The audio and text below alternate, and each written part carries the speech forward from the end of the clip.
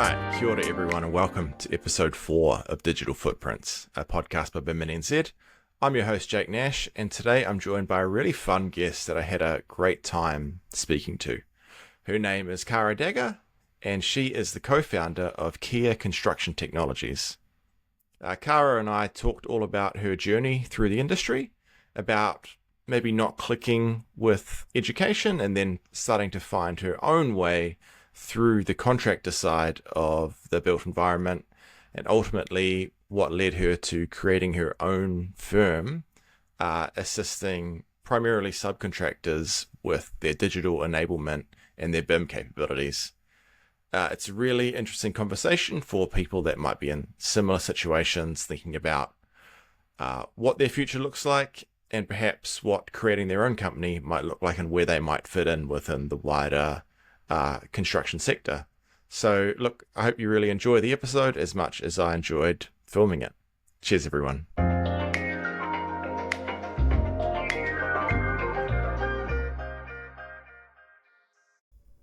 Hi. Success. It worked first. 5, 4, 3, 2, 1 thing. I was like, what is that? That must have been the recording starting. Yeah. Okay. Great. Yeah. Oh, awesome. So it just worked this time. Yeah. Well, I think it was because I had an external camera that I usually use, but for whatever reason, it wasn't. It was like interrupting both the mic and the camera on the laptop. So Right. as soon as I unplugged that, everything was fine. Yeah. Good to know for future. So Yeah. for people Yeah. listening later, this is our second attempt at this. Yeah. And it was good. It was funny. I always record pickups afterwards so that I can write the intros to the podcast, so that like my guest isn't listening to me butcher the intro for the 5th time and going, "Come on, like I've got to be somewhere." And at some point, you kind of just popped back in. Yeah, and it was funny. It was like, oh, she was so determined to figure out what was going wrong that she came back later and had another go, and you figured it out. So yeah. Well, actually, Luke figured it out because I went inside and I was like, "It's just not working." And he was like, "Well, did you try the laptop camera?" And I was like, "No, but it was the microphone as well. It can't be that." And then I just kind of sat on it for a little bit. And I was like, "I've got to go and check and make sure that he's not right." And unfortunately, Yeah. And this is your new office behind you. yeah. Well, we've put like a container and Yeah. on our property, and so we were previously set up at home. We had a home office, but there's 2 of us, and we also have Julia, and it was just too much. We needed Yeah. to be able to go out of the house at least, and feel like we were going to work. So it's been a bit of a build up to it, and Luke has built it, and he's an electrician by trade as well, so he's done all the wiring, and we've finally moved in. Oh, that's awesome. So that's obviously what kept you busy over the summer break then. Yeah, that was, pretty much. We did have some work to carry us through as well, but not anything super urgent. So sometimes over the breaks, in the past, I have had quite a lot of work that people are screaming out for it, like first thing in the new year, but we didn't have that this time, so. Yeah. Oh, cool. I've always sort of like romanticized the idea of having my own like home office. I mean, I've got this, but it's like just a spare room that could only fit a single bed, so it works quite well. But Yeah. before we bought, there was a time where we were looking at building because we had someone that had land they were subdividing, and I remember this idea of building a proper studio, like a large bedroom sized studio that would fit multiple desks and room for drawing and all Yeah, that. And one day I think I'll have that, but it requires living a little bit further out of town than in Yeah. Newtown. Yeah. So Yeah, you that know. was actually part of the reason that we've done this kind of mobile setup, is because we have property, rural property over in the Wairarapa, and we kind of, while we're based in Wellington at the moment, we don't know how long for, and so can literally just be picked up like a site office and taken to wherever. And we quite liked that as an idea of how we could set up our own space. Yeah. Yeah. No, good. So you can just pick it up and move it if you need to. Yeah. Yeah, great. So, yeah, that's the idea. I think maybe with the amount of stuff that we've got in it, we might need to unload all the stuff before we could actually lift it. Yeah, Seen a yeah, few site officers tip the weight limit on high abs, so I think we'd be in that camp. But yeah, yeah. Cool. Hey, well, look, thanks for joining me, and thanks for having multiple cracks and giving this another go. Um, I guess to get started for the audience at home, why don't you start by just giving us a little bit of background about you, what you do, and let people kind of know who Cara is. okay, cool. So I'm Cara. And I have a small business with my partner called Cara Construction Technology, where we're offering uh, BIM management and services to the construction market, basically. And my background is that I studied interior architecture. I had always kind of thought that that's what I wanted to do. For a while, I wanted to get into set design, and but I think what it really stemmed from is that when I was quite little, I was told that I was a good drawer and that I should be an architect. And I just kind of like latched onto that and was like, right, okay, I'm going to be an architect, and then never really Yeah. questioned it. And then I went to architecture school and I really struggled. Like I didn't get a lot of the creative concepts that are kind of central to architecture school. Mm. And so I really just sort of stumbled my way through that degree and just like I finished it partially because my auntie told me that she'd give me $500 if I finished it. And at the time I was like, okay.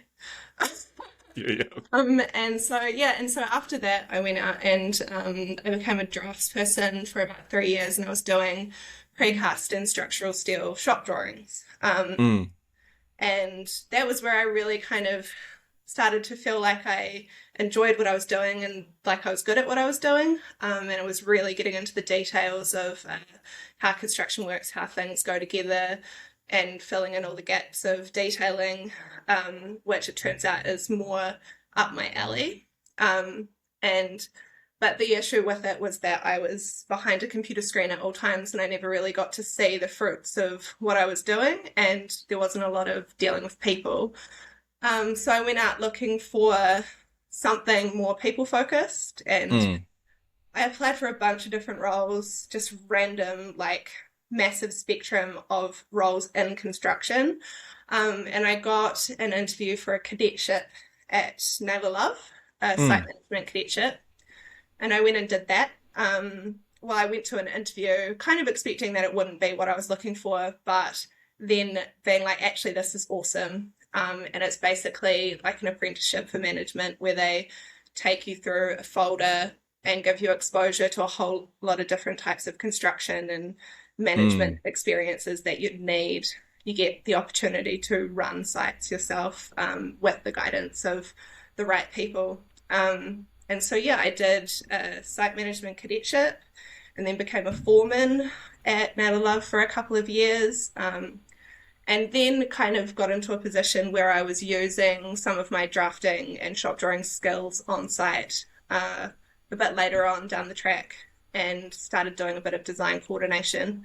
And that was where I really sort of started being like, okay, now I'm in my element. This is Yeah. my jam.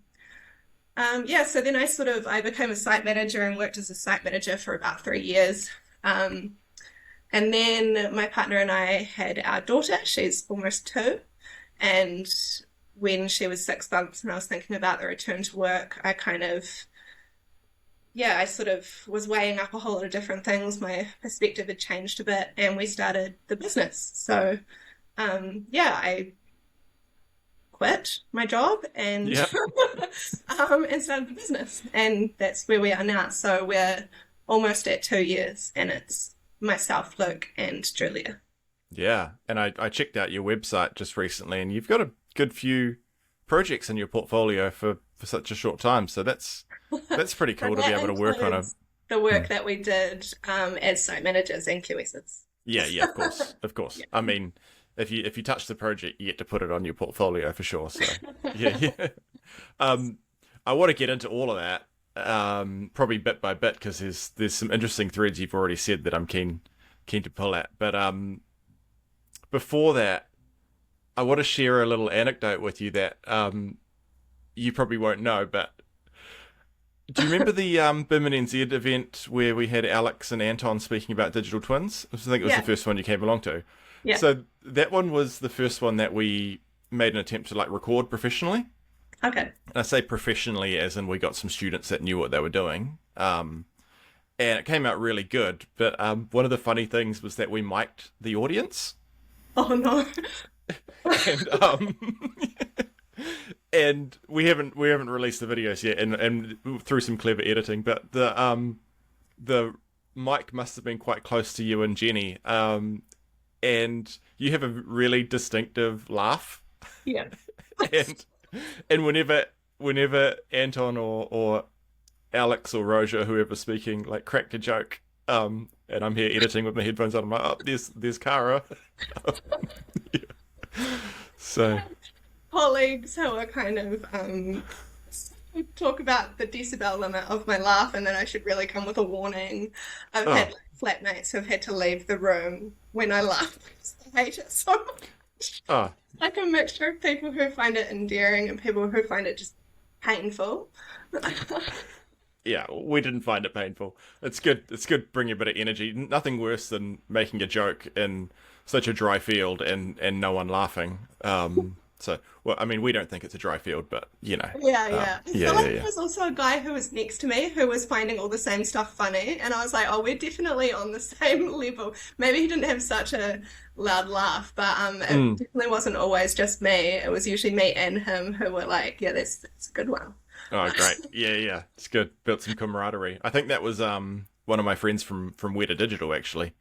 Oh, okay. Yeah, so he would. This was a whole new world for him, but he's really keen to understand how Unreal Engine can work within the digital twin environment.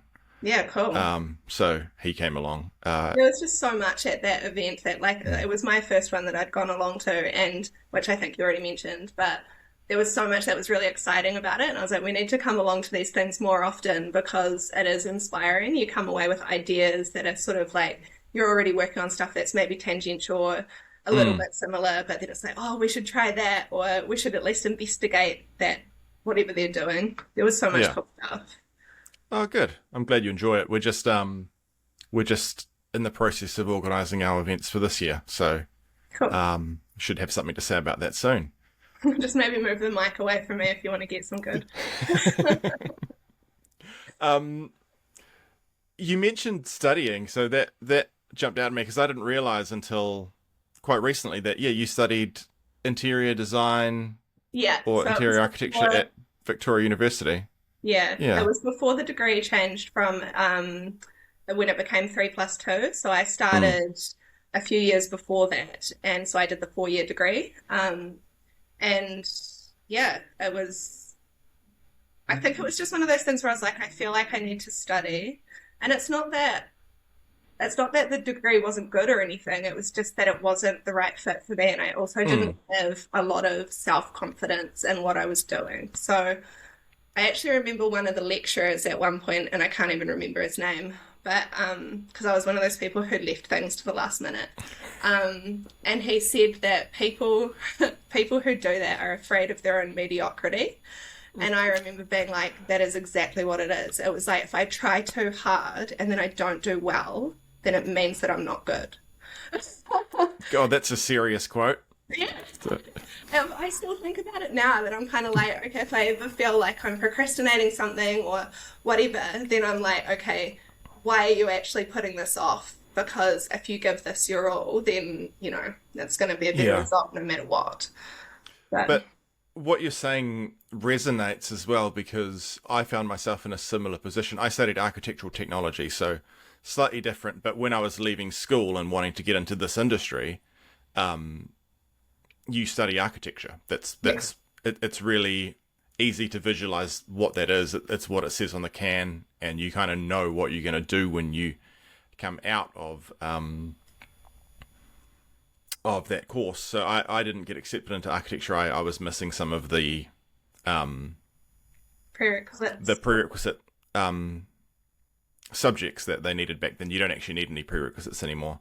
No. So I went to Massey and studied architectural technology, which turned out to be far more of what I was aligned with. Yeah. But I think a lot of people leave school and they don't quite know what to study, but they know they want to be in this kind of space. And so architecture is the obvious draw card. And I wonder if, because you can go out and you can study construction management and you can study, even now, we've just launched a couple of new programs like sustainable construction and iwi-led construction and digital construction, and it is a lot more broad, but those kind of things are a bit harder to visualize in your head what you're going to do. I think like it was definitely, and maybe that's not the case anymore, but I remember when I was in school, half of the career paths that I've come across since I've been in the industry, I would never have even heard of that. And there are so many opportunities that fit so many different personality types. My business partner and my partner, Luke, is a QS. And he also did a cadetship, so a QS cadetship. And he and I are like, your classic yin and yang. He's really commercially focused and I'm really ops focused.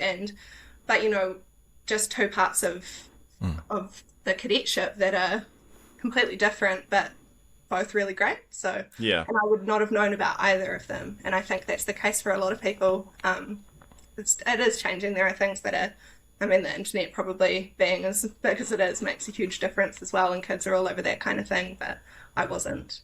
Yeah.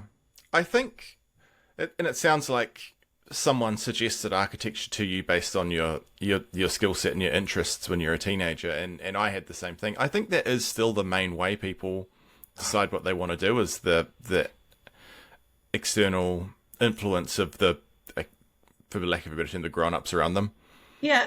I don't know that. People tell you're good, then you're like, okay, I must be. And maybe there's a bit of influencing going on. Maybe kids on TikTok or Instagram Reels are seeing cool things about why they should be a geologist or something, but I haven't certainly my time at Vic, I haven't been able to make a compelling 10-second clip on why they should study construction management, but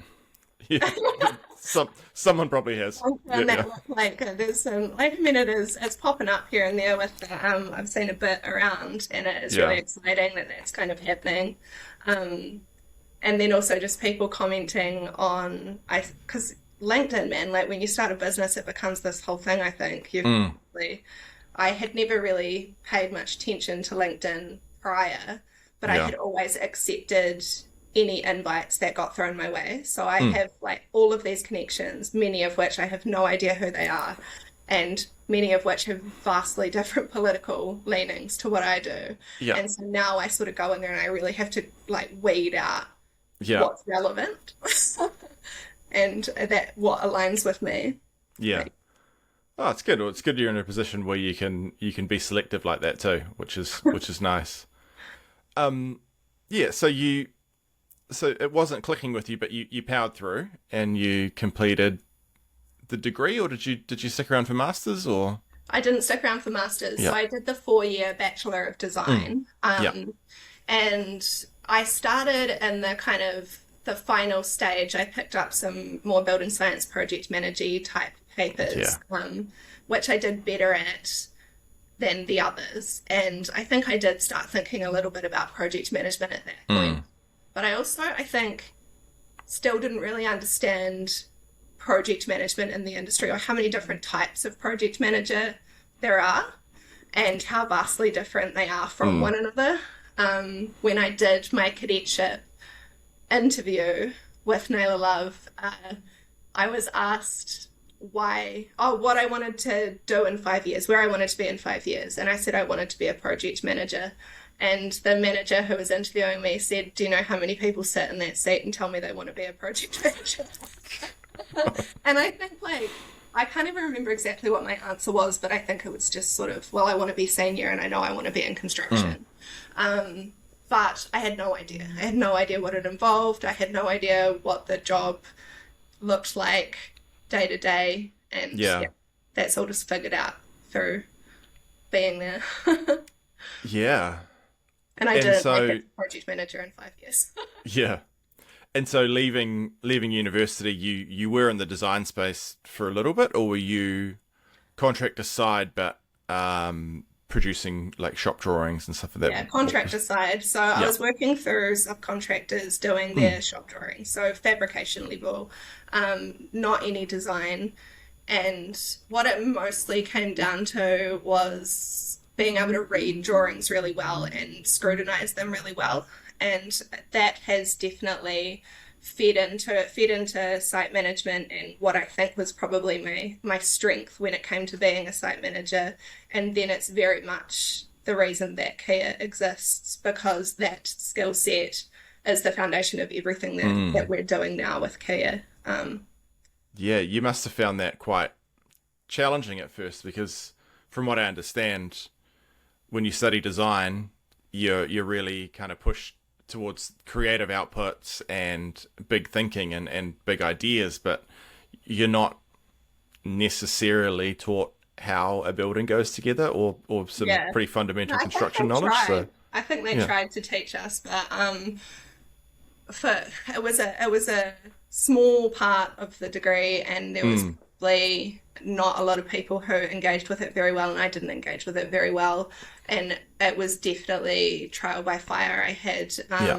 really good mentors in that space. I remember working on a few projects, and going to my boss a couple of times and sort of saying the details aren't there, and he'd be Mm. like, keep looking. And I would just spend hours trying to decipher and figure out how things were supposed to work from the drawings. And then also this kind of self-doubt of like, he's told me that the information must be here, so it must be here. Mm. And I think I got really good at it as a result of that. Like if the answers were in the drawings, then I would find it. And so that's still something that I kind of have to do now, is because a big part of what we're doing is gap analysis, figuring out the things that are going to stump people on site, that Yeah. they're going to go and build something or go to build something and the information's not going to be ready for them, available, readable, buildable. Mm. But yeah, it Yeah. was hard, and it was an intense few years, but I Yeah. learned. Yeah. Is there something that you look back on favorably about that? Like some mentors or some big kind of like lesson that sort of cemented your future direction or? Yeah, I mean, to be honest, that was probably the main thing, is that manager who told me to just keep looking and keep Mm. persevering, and that was kind of a repeated instruction from him, is not to give up on finding the information. And that has very much been a through line in my career, that, I mean, I don't give up easily. I sort of try and problem solve, sometimes to my detriment. I'll go too far down the rabbit hole on things that maybe don't need to at time that I don't need to at times. And I've really had to work on that. But yeah, from that time, I mean, it was huge. Figuring out how to read drawings properly has been instrumental in my career. Yeah. Awesome. And so at some point you're working in that space, you're looking for a change, and is that when you kind of went to Naylor Love or was there something in Yeah. between there? No, so I went straight from that job to Nail Love. I was actually, when I was doing that job, I was living out in the Wairarapa, and I also, part of it was that I wanted to move back to Wellington. I was sort of Mm. at the age where I wanted a bit more freedom and life. Yeah. And it was like quiet country life out there, which now I'm like, that is perfect. It's exactly Mm. what I want. But at the time, I wanted to be able to go to concerts and catch up with friends for dinner and all of that kind of thing. So all of the jobs that I sort of applied for were Wellington based or Christchurch, or I was like, maybe I'll move to Australia. Mm. And yeah, so that was when I started looking. And then I had the interview for Naylor, and it really appealed to me. And Yeah. it was just one of those kind of, you could do this and you'll be taught how to do it, and then you can take it wherever you want to. And that was really exciting for me. And it absolutely lived up to what I had hoped. There were really hard parts about it, as you can imagine, and it's with any career option, I suppose, but it was very formative, and I got really good mentorship through that role as well. Yeah, awesome. So were you looking at a whole bunch of kind of different roles when you were looking at Wellington, or were you quite certain that your next career move would be to a site-based role? No, I hadn't even considered a site-based role at that point. Right. I was like, I want to be maybe a project manager. I was just kind of trying to find something where I was dealing more with people. I think I had applied for a couple of client side project management roles, and I had interviews lined up for them, but I had the interview with Naylor Love and it felt right almost immediately. And so I think I did one other interview for a job down in Christchurch, but it was Yeah. a phone interview, and then I ended up not following through with them because I was like, this feels like the right thing. But mostly I just wanted to be in a situation where I could learn as much as possible. And so they really, when they described it to me, I was like, this is it. Yeah. So where did the kind of the digital overlay, the coordination and all of the kind of innovation within construction start to kick in? Was that during your time with Naylor Love? Yeah, it was. So Yeah. to begin with, I shied away from sharing that I had any skills in that space. Obviously, the people who interviewed me knew, but when I was on site, I really wanted the site experience. I think there was a part of me that was like, I'm always going to end up back in this side, but I need that site experience to be really good at it. And I didn't want to end up sitting in an office doing shop drawings. So I didn't ask for any software. I didn't get a good laptop. I didn't sort of showcase that at all. And I just did site-based stuff where I was learning some of the real basics that I think people who work in trades and who work on site, they forget how much they know.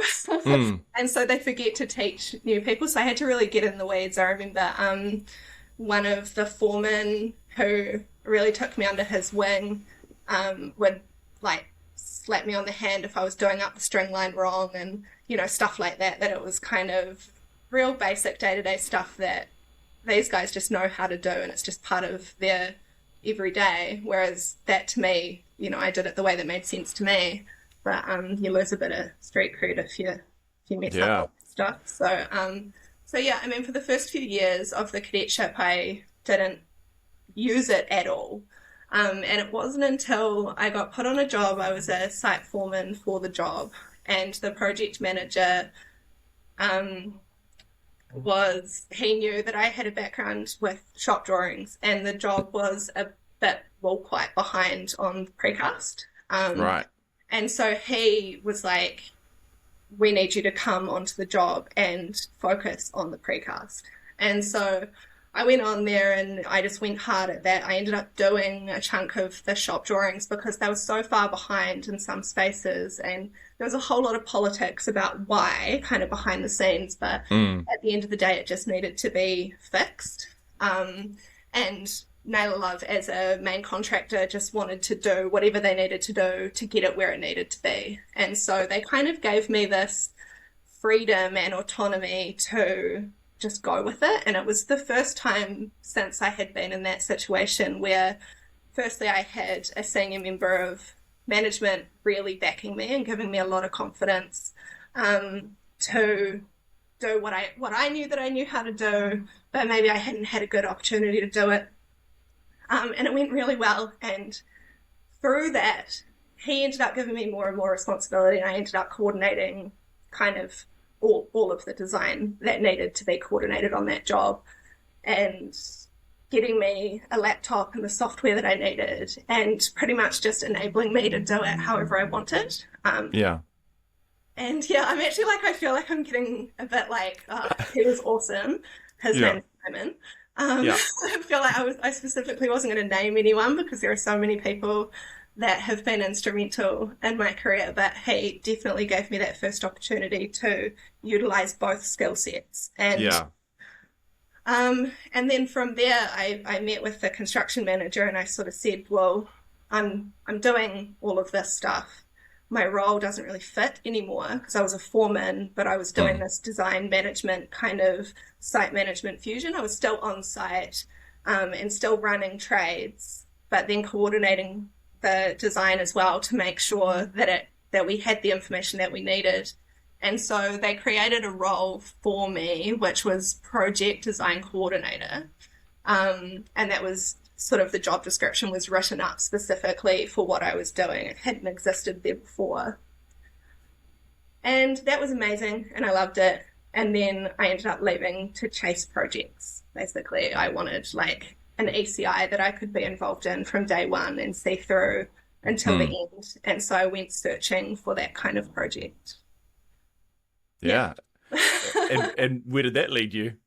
So there was a project in Wellington called Arlington, which you've probably seen in the news. And the next contractor that I went to was Fell, and they had won that project.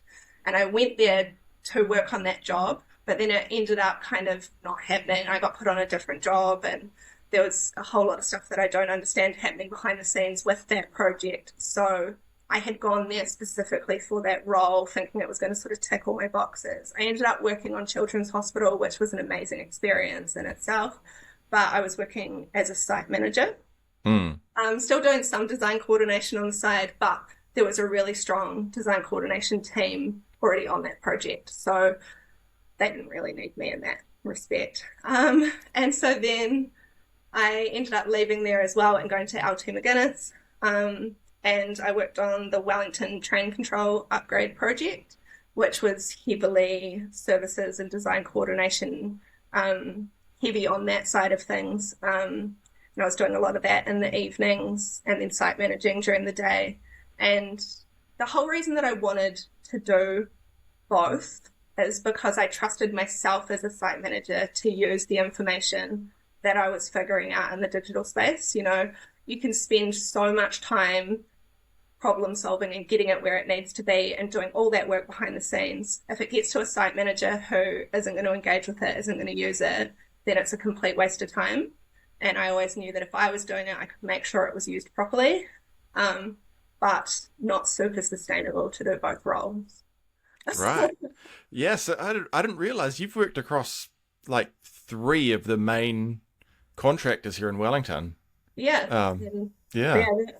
Had really good experiences at all of those. Do a quick stint at Hawkins and CMP and you'll have the top 5, but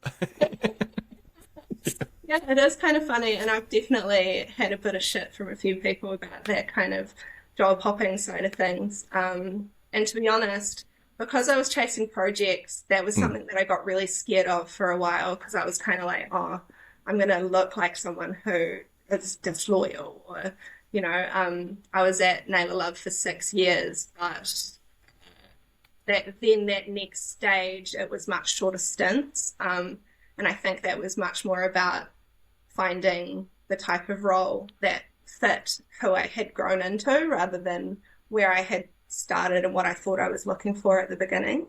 Yeah. Look, I don't think there's any shame in that. People do, I mean, you've got to put yourself first and foremost. If it's the project experience that you're after and you're not getting it where you are, you know, it's not uncommon for people to move around in our industry. Yeah.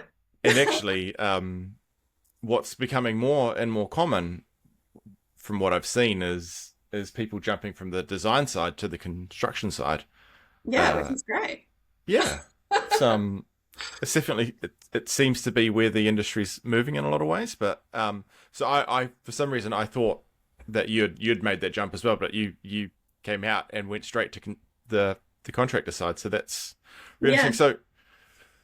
So I'm really interested to talk a little bit about the Children's Hospital. Was that while you were still at Mickey Fell, or did you do some work on that with Kia? No, so Cara is much fresher than that. I was a site manager, fit out manager at Mickey Fell on Children's Hospital the whole time that I was there. So I was there for a year, just over a year, I think, which was awesome, but not with Kia. So Kia has been the last 2 years. Children's Hospital was finished. Okay, that's what I thought. So the Children's Hospital is significant to a lot of us because it was funded by Sir Mark Donarchik and Dame Dorothy Spotswood, if I'm correct. Yeah, that's right. And that resonates with me because they are the people that funded this new construction program that I get to be wow, part that's of. Yeah, good. so he gave Victoria University a really generous donation that allowed them to go out to industry and grab a few people and bring them across. Yeah, So cool. that's the connection there. I guess it wasn't until it was complete that you really stop and look at it and go, "Oh wow, where did that come from?" And that's awesome. And it wasn't until I met Michael when he started talking me through all of the processes and lowering the bridge in and all of the interior Yeah. spaces that I started to really appreciate the project. But you saw it throughout its entire build, right? So, I wouldn't say through. No, I came in quite late. oh, you So came in quite late. I came in for the fit out stage. That doesn't mean that don't appreciate how much went into it because I definitely got a lot of insight behind the scenes into Mm, just how much they had gone through to make it all happen. And there was a really epic team on that project, and they came together in a pretty impressive way. It was also not a project that was run like any project I had had experience with. mm, I guess the type of projects that I'd worked on in the past were much more, tender based market, um, main contractor designers, kind of more process driven and real linear, and not linear because I feel like no projects are linear, but there was a formula that I understood, that I mm, came to understand, and I felt like I really got it. And then I got to Children's Hospital, and it was just completely different the way that it had been run, mm, and in a really positive way, but in a way that I really didn't understand.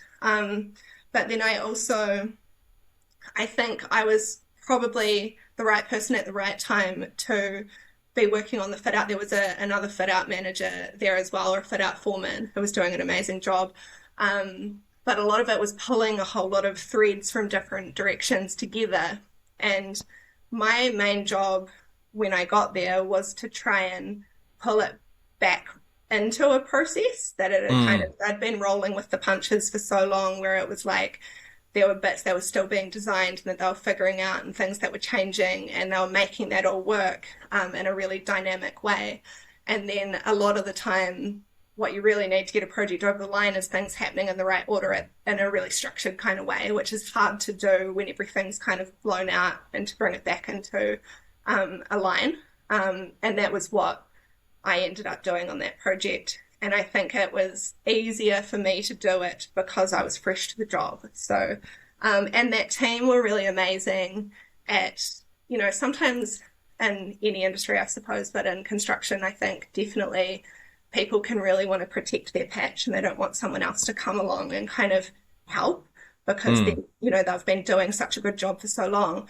This team were the opposite. Like they were just like, they gave me such cool parts of the project to focus on that like I got to look after the construction of the feature tree and the playscape.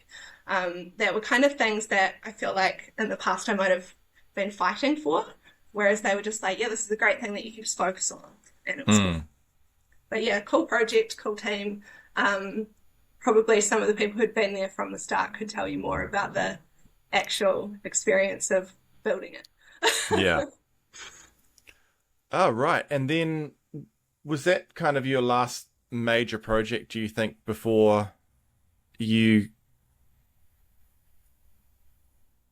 Oh, no, LT. you went to LTs for a little bit, didn't Yeah. you? Yeah, yeah. And that Um, that was train control upgrade project, yeah. which similar kind of thing. And at the time that I was at LTs, they were starting to introduce the digital team, which I think actually at Mm, that BIM in New Zealand event, Anton had sort of talked about how quickly it had grown from nothing to yeah. something. And I was involved in that at the early stages of it. That Mhm. there was kind of a group of us in there who were already using technology in a way to help us do our jobs, but it wasn't very formal or structured, or it wasn't necessarily part of the business plan.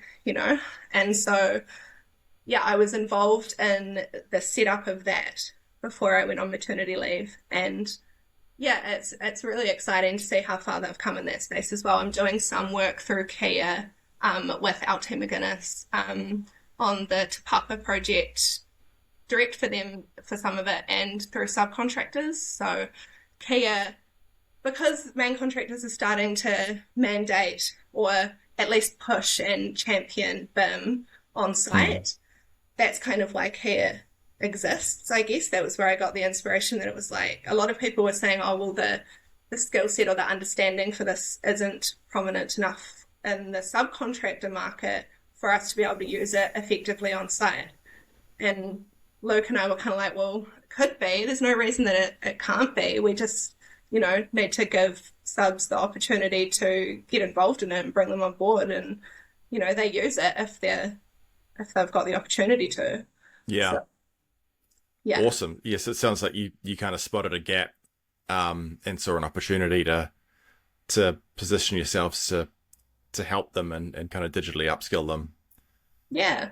Yeah. And then also that kind of learning from, when I was a cadet working on site, the amount that I learned from the guys on site who were building or, doing whatever trade they were doing. And you sort of go out and you ask people why they're doing things in a certain way. And there's this huge amount of experience and knowledge that is why that's not written down anywhere. It's just they know how to do it because they've been doing it for so long. And it's much the same when I'm kind of trying to digitally problem solve something on behalf of a subcontractor, and I talk to them about how I'm going to approach it and why, and they tell me why it will or won't work in a really kind of frank way.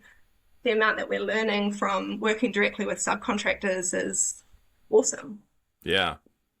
So, all right, so you go on maternity leave, and obviously after that, your life changes quite a lot. Yeah. And you take a moment to reassess what's working for you. Tell me about when you made the decision to start your own company.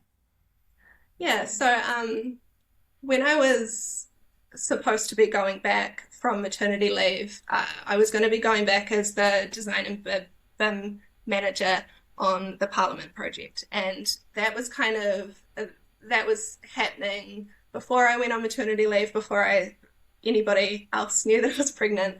That was kind of the plan. And for me, that was the project that I'd been chasing. When I was sort of saying that I'd left companies chasing a project, that was this awesome project and the role that went with it, that was exactly what I'd been looking for my whole career.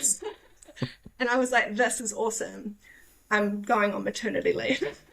And they were like, well, we'll kind of, we can work with you for that. And they were really, really good about all of that. And we had this plan that I was going to go for 6 months. And then at the end of that 6 months, I'd come back and I'd step into that role. And, obviously things were going to happen while I was gone. What ended up kind of happening is that the nature of a project, it doesn't wait around for somebody who's on maternity leave. And the role this dream role that I was going back to changed. And so when I started talking to them about my return, it looked different to what I was looking for. And that really made me reassess, where I was kind of, the only reason I had decided that I wanted to go back at 6 months is because it was my dream job. And then it was sort of changing a little bit, and there was nothing that anybody could do about the fact that it had changed, but it was no longer the thing that I really wanted. And then I also had to kind of reflect and be like, okay, I have a 6-month-old. How much do I want to be at work? And a job like this is huge. So Luke had been talking about how we should start a business forever. And to be honest, the only thing that had stopped me is that dream job. I sort of thought, if I'm out on my own, the likelihood of me getting to design manage a job of that scale is not really there, because people do that in-house. So then I reassessed everything and my priorities had changed, and the things that I felt excited about weren't actually the same as they had been for so long. And so, that was when we collectively made the decision that I would quit and buy a laptop and Yeah. start a business. And so just dove straight in, and it's just kind of grown from there. We've had, because we know so many people, and like you sort of said before, Luke worked at CMP, so I've worked at 3, he's worked at 2. We have a lot of contacts in the industry, and a lot of people know us really well and know the type of people that we are and the type of work that we can do.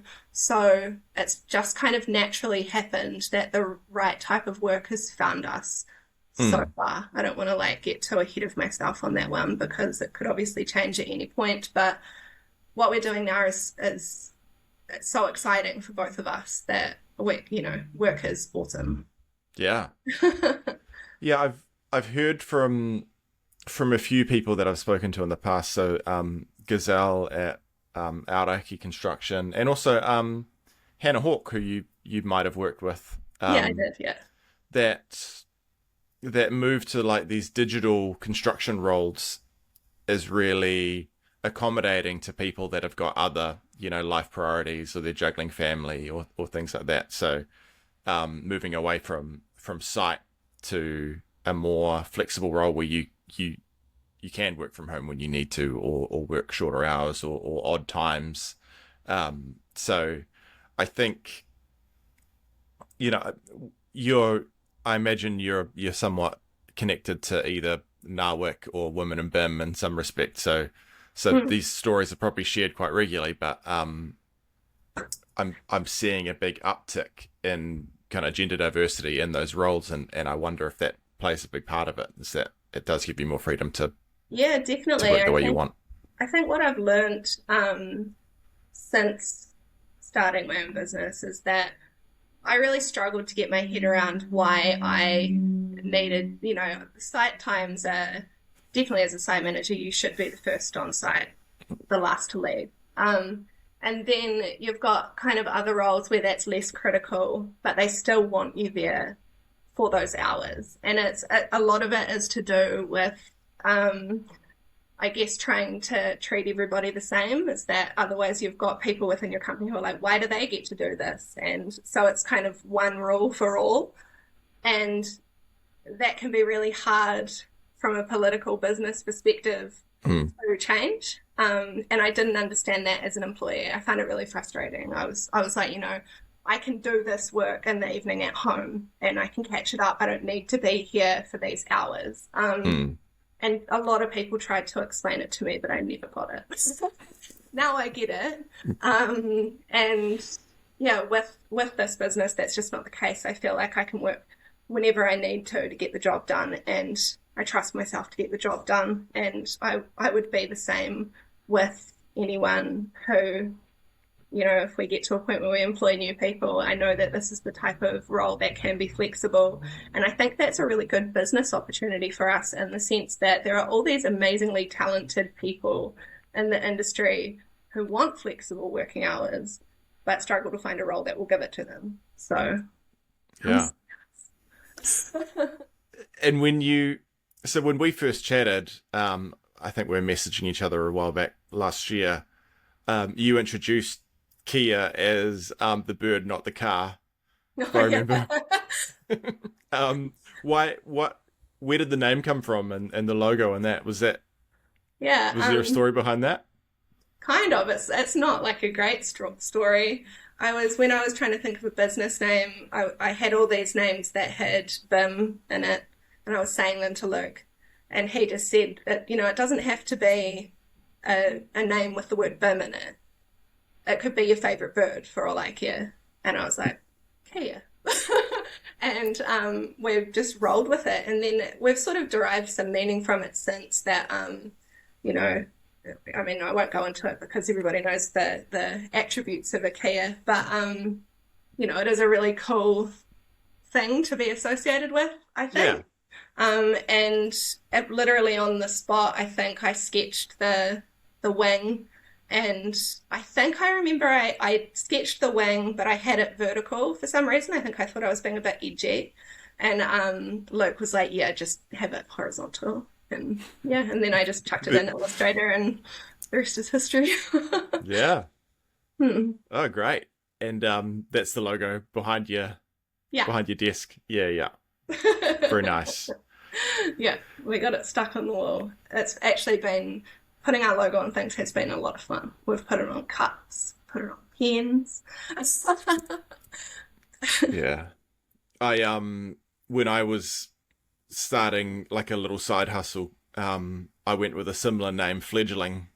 And the so bird related in Yeah, some yeah, respect as well. I went to the same thing. I was like, do I try to call it something with BIM in it? Do I want to be associated with BIM? Not really. It's kind of yeah, more than that. It's different to that. I'll just name it something that I like and let the rest kind of speak for itself. It's fun. It's fun, like starting up something like that and having it be something that you can call your own. yeah, Mm. yeah. It's definitely I've enjoyed it on a level that I never expected to. I think when Luke was trying to say that we should do this before I was ready to, I remember saying, that's never been my dream. I'm not someone who needs to work for myself, or I actually really like working for a big company, and I really like having a mentor, somebody who can kind of, I don't know, that I can look to. And the thing that I thought was quite scary about the idea of us working for ourselves is that we would be the most senior people in the company. And that's not to say that we can't have mentors outside of the company, but at the end of the day, it kind of what happens with the company, the buck stops at us. So that was really intimidating. And I was also really scared about the idea about how do you get work, I Mm. kind of, I've been to a few meetings with prospective clients, and I don't know if it'll come across, it probably will come across in this recording, but I just ramble and I say all the things that I'm not supposed to say, and I'm like, well, how am I going to get work when I am how I am? And what I've found is that most of the people that I've met with have liked that because they can tell that I haven't rehearsed. They're Mm. like, there's no way that she would have said that if she'd rehearsed this. Yeah. I I remember when I was in architecture in my early years, and one of my old mentors, he had created an image and he was just putting tracing paper over it and sketching it over, like tracing over it over and over and over again. And I was wondering what he was doing, and then I saw him. He goes into a meeting, sits down with a client, and he's like, "Oh, I've got an idea," and he sketches this thing that he's practiced all yesterday afternoon, like it's the first time he's doing it. Yeah. And that clicked for me. Oh yeah, people do have these really canned, practiced responses that they go in there presenting an open mind, but they've actually already got an idea. And I think there's probably something quite genuine to just going in and getting someone's whole unfiltered thoughts Yeah. and I personality. I think think that there's I something, think that's what especially at it your scale, is. there's something great about that. Yeah. Yeah. And so from that side of things, it's ended up just being really fun. And then because I love the subject matter, like I actually feel really passionate about what we're doing. And so whenever I get the opportunity to talk about it, I think that comes across and, and what we're talking about. Usually it's with construction companies. In some situations, they're sort of tier two construction companies that don't have their own in-house BIM team, but they're interested in getting involved or using BIM in some way. And so they kind of look to us to say, well, how can we use it? What's a way that can benefit us? And that it's a really open-ended and kind of scary concept, telling someone what they might need. But yeah, it is really fun to talk about as Mm. well, and to kind of weed out what maybe they will benefit from, what's going to be too much. Because I think a lot of the time people are getting sold too much, and it's just more than what they need, Yeah. and it's really expensive, and it's really cumbersome in terms of the amount of work and energy that they have to put into it. And so finding that sweet spot for different clients is something that I think we're pretty good at. And yeah, I mean, watch this space, maybe ask some of our future clients, current Yeah. clients. So it sounds like there's like a little bit of strategy and enablement work to what you do as well. Have Yeah. you've been in the industry for a wee while now? If you were in Native Love for 6 years, so it's probably around About a nine decade or years that I more. was in Yeah. construction site side. Yeah. Yeah. How have you seen the industry change in terms of digital adoption, especially within the subcontractor roles? Do you think it's moving in a good direction, or do you think there's still some room for growth there? I think it's definitely moving in a good direction. I think it's moving in a good direction really slowly, but I do think that in the last 3 years, there has been a big shift. I remember probably from day one, people talking about how it's just about to happen. We're just about to start using BIM for everything, and that word I've got to. I still say it all the time, and it's still in my job title, but I think I hate it. Um, and it sometimes just rings in my ears. The amount LinkedIn again, constantly people talking about the definition of BIM, and just they're all different, and half of Yeah. them are just, and it's it's so painful. Um, and yeah, I mean, I do think that it is shifting, and I think the fact that most of the main contractors in New Zealand, well, the tier one main contractors, it's pretty much a non-negotiable now. Most of the Mm. subcontractors who are tendering for those jobs have to have a component or have an offering of price it into their projects. And I've talked to a lot of site managers recently who notice that if it's not there, because it's become the norm for them Mm. in different levels for different companies, different projects, and slightly different formats for different companies and different projects, which I think is a bit of a shame because it would be good if it was more uniform. But one day. But Yeah. yeah, it's One definitely day. shifted. I think there's a long way to go, and there's a whole lot of wasted energy put into some areas of it that I feel like in some situations, if it gets rolled out in the wrong way, people just lose confidence and never want to see it again. And Yeah. again, that's a shame. Yeah. I think that's definitely one of the promises of BIM that has yet to properly be delivered on is, really the value to the client around delivering projects on time and on budget and without any compromise to the original vision. Mm, Um, I think we're getting closer, but I still think digital enablement has a part to play in that. I don't quite know what it looks like yet, but I yeah, keep I keep seeing the new thing that everyone's talking about is BIM 2.0, which to me just sounds like what BIM was supposed to be. yeah. Yeah, yeah. I I feel think like I they're think the word's kind of doing a, like despite it being, part of our group's, title, BIM and NZ, I feel like BIM's a little bit of a catch-all for yeah. a whole bunch of different things as well. But whether that's a bad thing or People not, correctly get what it um, means more uniformly. I think yeah, that there seems to be a bit of a tug of war. I don't know, because you've been working on the design stage side. I don't know what you think of this, but it's the line of where the designers stop and the contractors start. There's just this mm, big gap, yeah, and it's just this kind of tug of war that nobody's really figured out the sweet spot for at the moment, and so it turns into this kind of battle. And so there's no winners. It's just yeah. who gains the ground and who gets paid for it. And then the client's kind of like, I thought that there was just one line and that you came to here and you came to here.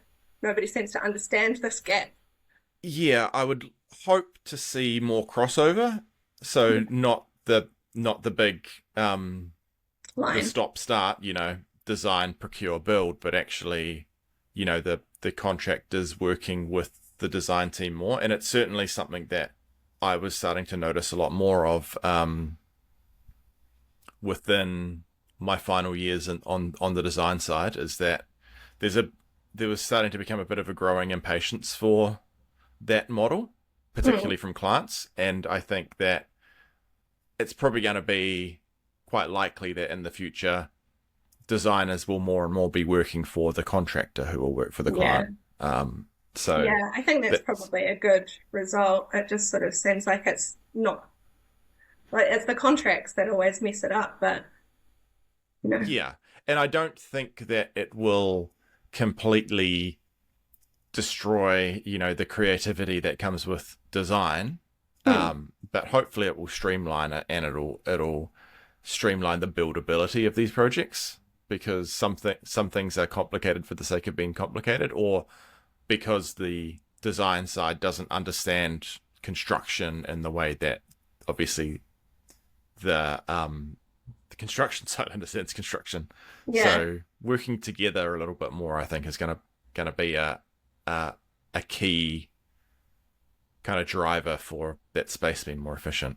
Yeah, definitely. And I really hope that happens sooner rather than later, because I think it's better for everybody.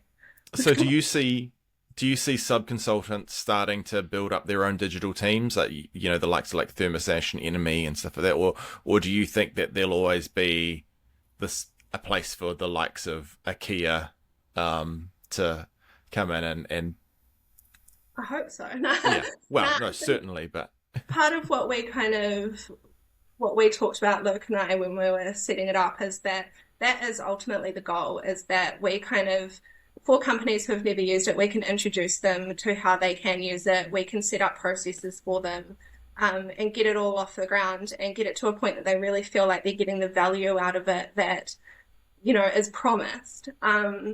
And then if they get to a point where they want to start their own in-house team, then awesome. That means that we've done our job well, because we've demonstrated its capability. And then I kind of see us moving into more of an overflow, like we can service their overflow, or if they hire a new staff member and they don't have time or capacity to train them, then, we're schooled up on their processes and we understand them, so we can train that person. Or, step in while someone's on holiday, like more of a just kind of a backup role. And there are so many subcontractors in New Zealand that I think the ones that have zero interest now might get to a point by the time these ones have decided that they love it and they want to adopt in-house, then we can sort of move on to a new sub.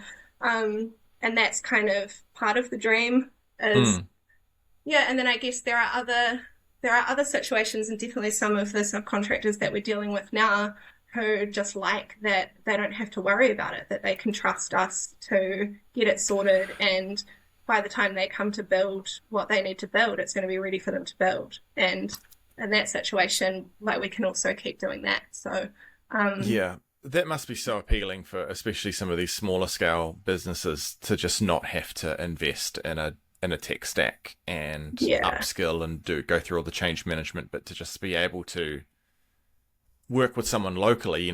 They're not outsourcing and have no oversight about what's been done, but can bring someone in that they can work with, that they have confidence in.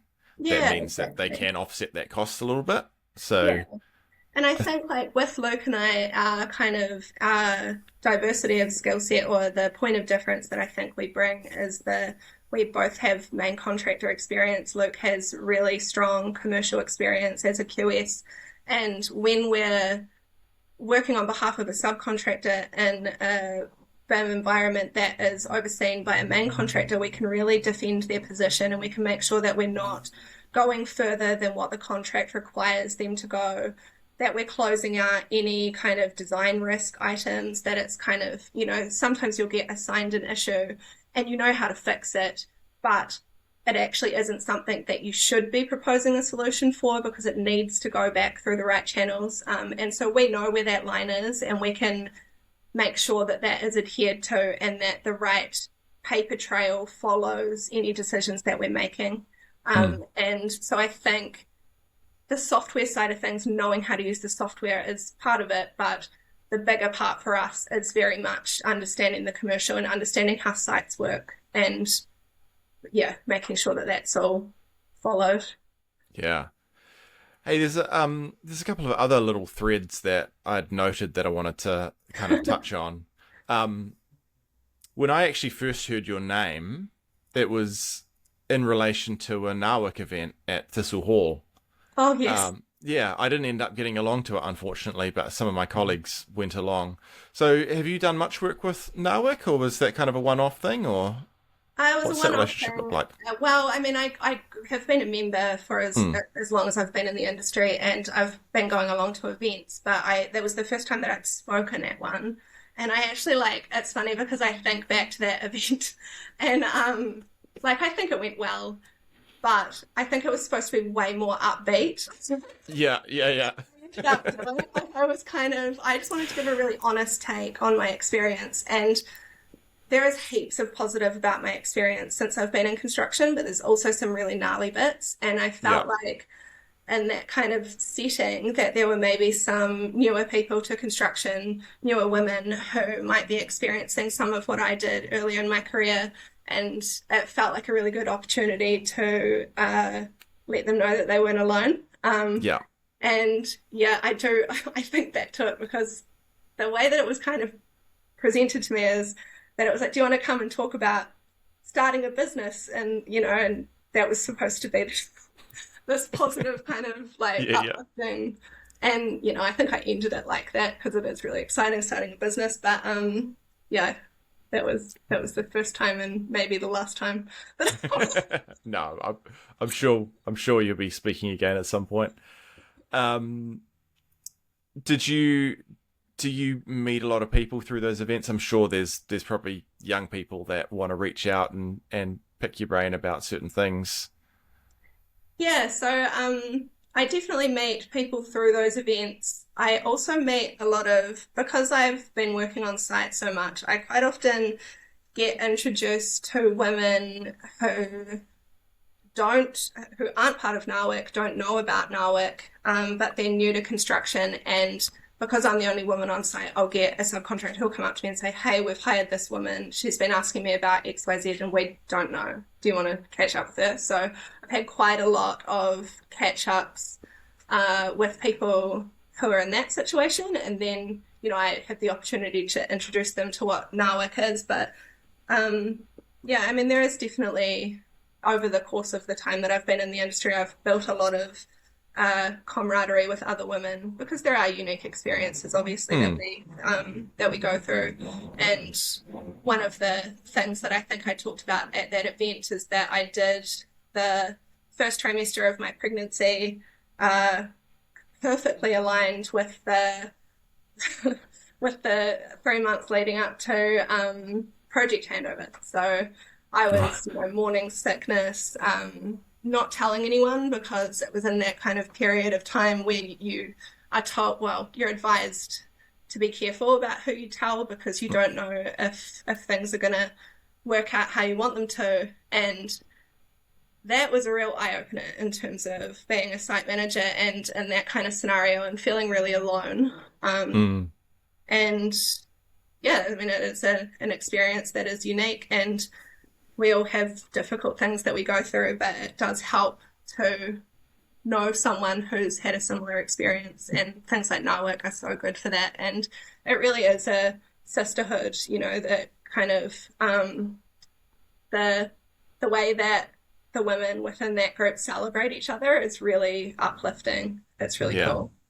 And for people that don't know what NAWIC is, Oh, sorry, National Association of Women in Construction. yeah, cool.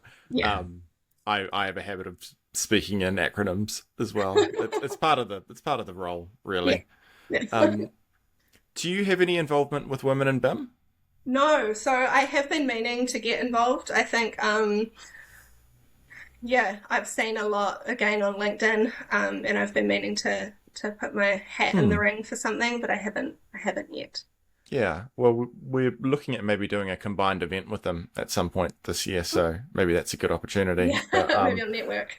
yeah, I've been chatting to a few other people, Mel Tristram and Eva Zamshina, and they've talked about their experiences, which have been really positive. So I thought I'd throw it out there in case it's something that wasn't on your radar.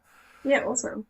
Um, Another like random little tidbit. You were involved in the Institute of Aotearoa / the BE career streams Oh yeah, document. Yeah.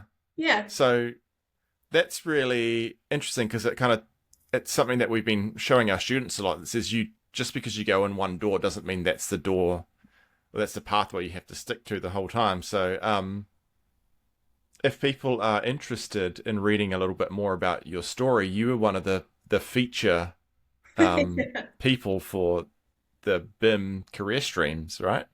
Yeah, and I think that was partially because I've done exactly that. I've started in one area and then kind of stumbled my way slightly to the left and ended up in something different. And it's definitely not a typical career progression, but at the same time, it does make sense when it kind of like every step has made sense to the last, and it does really show how much you can weave. Um, Hmm. yeah, and it was quite a cool situation because with that one, so a guy called Alex from Caduceus, he did my Revit training. Well, actually, Grant from I Caduceus know did my Alex and Revit Grant. training. Yeah. Yeah, many years ago when I was still at Naylor Love, because back when I was drafting in AutoCAD, by the way. Hmm. So Revit was sort of within the last 7 years. And they had approached him about interviewing them, and he was like, "You should talk to Cara." So I thought that that was really cool. They've been big players in Kia and my career generally, that I pretty much go to them for advice a lot of the time on the technical side of what we're doing. I've definitely figured out a lot in it myself, but usually if I've spent a decent amount of time trying to figure something out and I'm still scratching my head, it's a lot faster for me to tap in with somebody like that. So Yeah. Well, a little bit of history. Grant and Alex at Caduceus used to run Rugwell, or the Revit user group Wellington, which eventually evolved into BIMWell, which then eventually evolved into BIM and NZ Wellington. So oh wow. there's a little bit of a linear history there, and they're really tied to the origins of that. So Yeah, yeah, they've it's good got to see such them. good experience and they Yeah, know so much about what everybody's up to that it yeah. kind of, I just think they're fantastic. And so I check in with them quite frequently. They've set up all of our, when we were having difficulty getting on board the other week, they do our IT. So it was Ah, yeah, that because they've got their IT part of the business and then their architecture. Um, but yeah, so it was them that remoted in Caduceus. It turns out it yeah. was just user error from me, but That's right. Who would have known? Um, all right. Wrapping up. As someone who has kind of had a pathway that has taken a few twists and turns and gone in interesting directions and eventually starting your own company, is there any advice that you would give to young people that are trying to find their way in construction or maybe thinking about starting their own thing?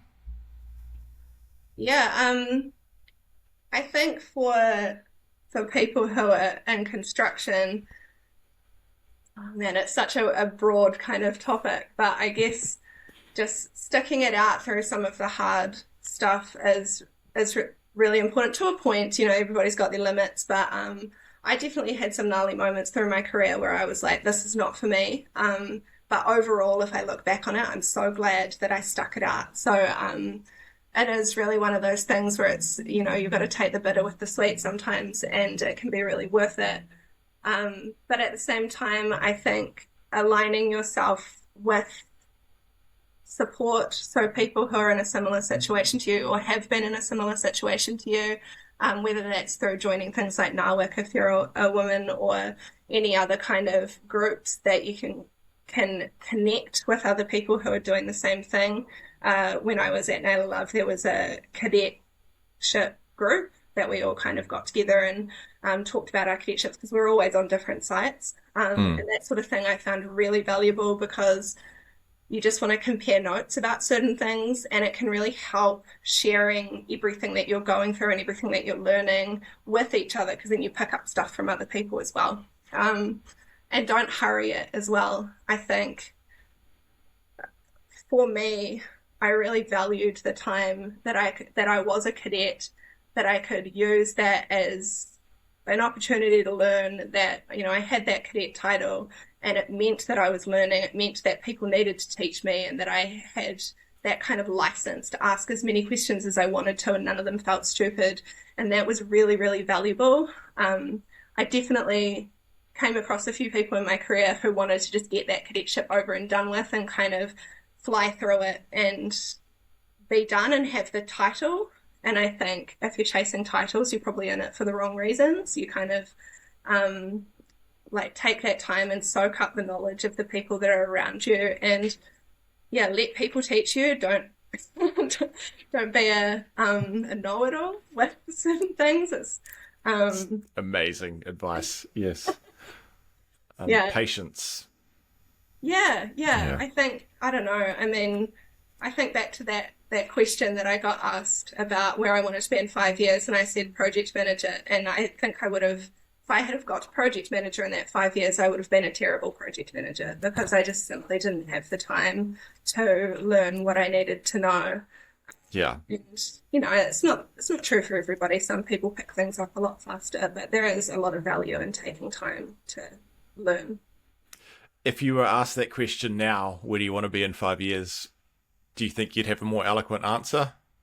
No, I don't think it would be eloquent, but Luke and I have talked about some business plan of where we would like to be, and we've sort of talked a little bit in this already about, working, the types of work that we would be doing if we're working with subcontractors and getting them to a point where they already know what they're up to. But from a Kia perspective, I'd like to get maybe a couple more BIM managers or people learning to work alongside us. I think what we're offering the construction industry at the moment is fairly unique, and the type of work that we're doing doesn't perfectly fit a lot of the experience that most people have, I guess, with that kind of fusion of site experience and digital experience. And so we think that there's a good opportunity to upskill people with site experience in the digital space. And so we'd really like to hire maybe 2 more people and have a really solid team of people with that mix. Yeah. And for companies that maybe want to work with Kia in the future, what's the best way for them to get in touch with you and see what you do?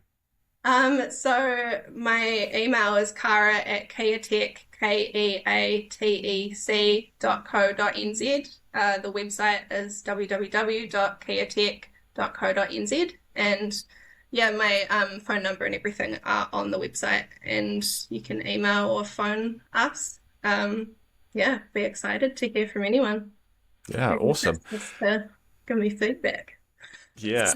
Hey, well, Cara, it was awesome to chat to you, and I'm glad we made the time to try this again and got through it the second time. It's awesome to hear what you're doing, and I think you're filling a real important niche within a growing digitized construction industry. So good work, and a lot of bravery just stepping out into this kind of unknown world and starting your own thing. And for everyone listening at home, thank you for your time as well. Cheers, everyone. Thanks so much. Thank you for your time, Jake. You're welcome.